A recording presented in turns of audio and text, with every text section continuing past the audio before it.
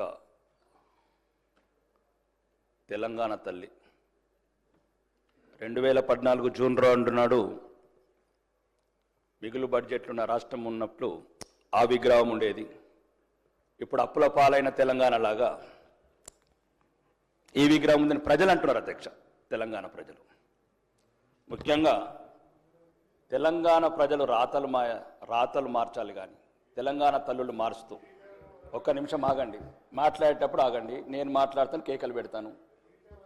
నేను ఒకటి అధ్యక్ష, మరి ముఖ్యంగా ఈరోజు మళ్ళీ వచ్చే ప్రభుత్వం మళ్ళీ మార్చాలి అంటే ఇవి రాను తెలంగాణ ప్రజల మీద గుదిబండ పడుతుంది అధ్యక్ష. నిన్నొక్కరు, ఈరోజొక్కరు, రేపొక్కరు పార్టీ తెలంగాణ ప్రజలంతా ఈరోజు అందులో ఒకటే ఒక లోపం ఉంది. ఓకే, అది మీరు సరిదిద్దుకోండి, లేకపోతే లేదు.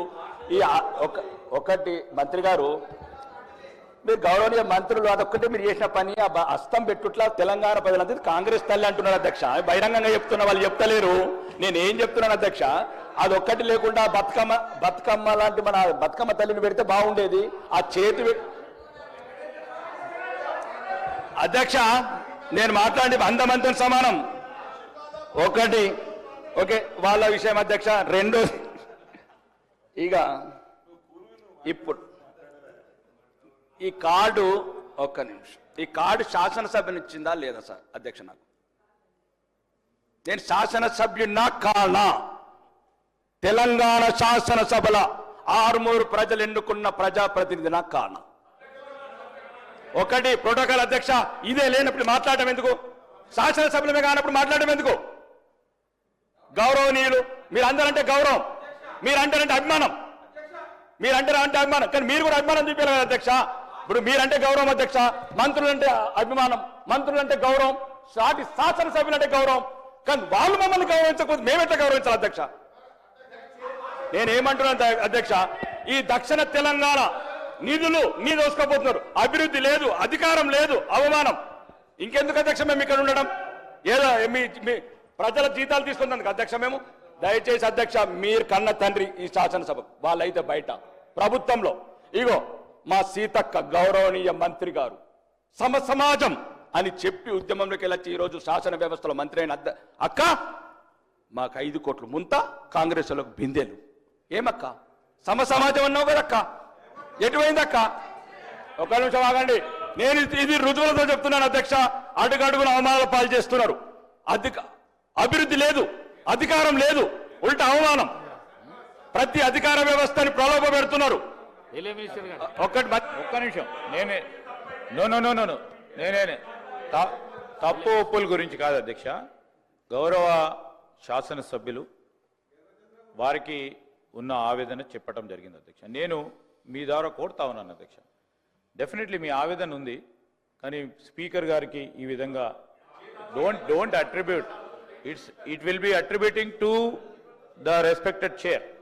Please try to, we will constrain our selfs. రెండోది అధ్యక్ష, వారి ఆవేదనకు సంబంధించిన అంశం ప్రతి ఒక్కటి కూడా ఒకరోజు మీరు సమావేశాన్ని పిలువారు అధ్యక్ష, వారికి సంబంధించిన ఏమైనా అంశాలు ఉన్నాయో మేము వస్తాం, తప్పకుండా ఆ ప్రస్తావన తీసుకుంటా. నేను చెప్పాను వెంకటరామరెడ్డి గారు కూడా, మీరు పిలవండి అధ్యక్ష, రేపు ఎల్లుండో, ఎందుకంటే ప్రత్యేకమైన ప్రస్తావన జరుగుతుంది. గౌరవ సభ్యులు, నేను అప్పీల్ చేస్తా ఉన్నా డెఫినెట్లీ ఇక్కడ కూర్చున్న ప్రోటోకాల్ వయలేషన్ అవుతుంది. హౌస్కు సంబంధించి బెదిరే కార్యక్రమాలు కావు అధ్యక్ష. నేను దయచేసి మీ ద్వారా కోరుతా ఉన్నా, గౌరవ సభ్యులను కోరుతా ఉన్నా, నేను మిమ్మల్ని కోరుతా ఉన్నా. సార్ అధ్యక్ష, మీరు ప్రత్యేకంగా ఆ గౌరవ సభ్యులను పిలవండి అధ్యక్ష. ఎక్కడ ప్రోటోకాల్ ఉల్లంఘన జరిగినాయో ఆ ప్రోటోకాల్ ఉల్లంఘనకు సంబంధించిన అంశం విషయంలో మేము ప్రభుత్వ అధికారులకు కూడా మేము తెలియజేయడం జరుగుతుంది, ఆదేశాలు కూడా ఇవ్వడం జరుగుతుంది. ఈ స్పష్టంగా చెప్పాం. దయచేసి నేను గౌరవ సభ్యులను కోరుతా ఉన్నా, ఈరోజు ఈ విగ్రహ ఆవిష్కరణకు సంబంధించిన అంశాల విషయంలోనే ఒక ప్రత్యేకమైన ప్రస్తావన జరుగుతూ ఉంది. దానికి సంబంధించి మీ ఆవేదనకు సంబంధించి కూడా గౌరవ శాసన సభాపతి గారిని మేము కూడా కోరుతా ఉన్నాం.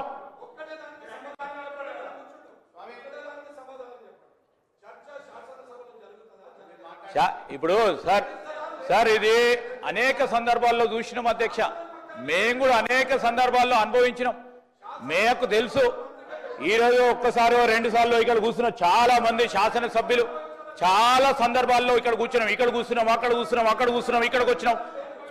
ఈ రోజు వారి ఆవేదన అర్థం చేసుకునే పరిస్థితిలో ఉన్నాం కనుకనే ఈ రోజు నేను స్పీకర్ గారు ప్రత్యేకంగా సమావేశాన్ని పిలవమని చెప్తా ఉన్నాను, కోరుతా ఉన్నాము స్పీకర్ గారిని.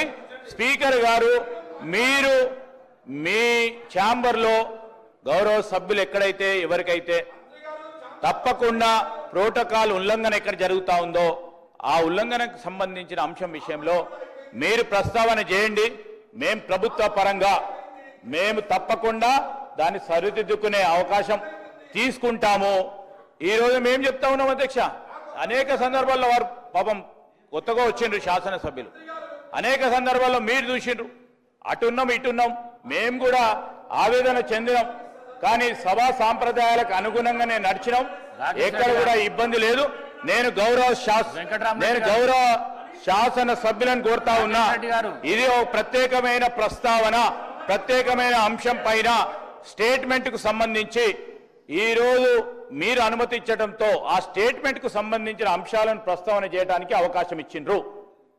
వేరే ఇతర అంశాల విషయంలో మీరు సమయం ఇవ్వండి అధ్యక్ష, తప్పకుండా వారికి సంబంధించి వారి ప్రోటోకాల్ వారి ప్రివిలేజెస్ ని కాపాడే ప్రయత్నంలో మీరు ఏ ఆదేశం ఇస్తే ఆ ఆదేశం ప్రభుత్వ పరంగా ముందుకు తీసుకెళ్లడం జరుగుతుంది. వెంకట్రామరెడ్డి గారు దయచేసి సభను సజావుగా నడిపించవలసిన బాధ్యత మీ అందరి మీద ఉన్నది. నేను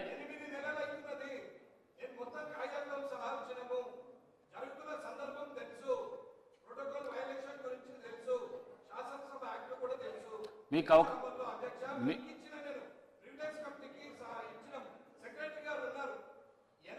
ఇప్పుడు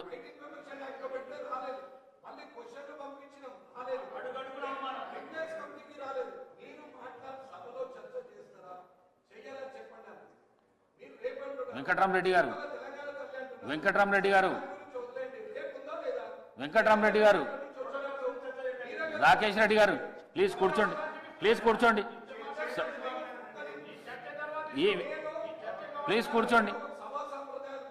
వెంకట్రామరెడ్డి గారు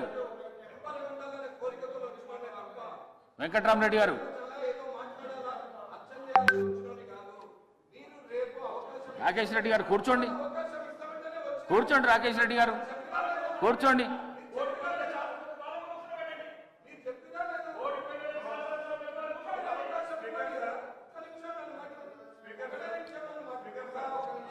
పాయల్ శంకర్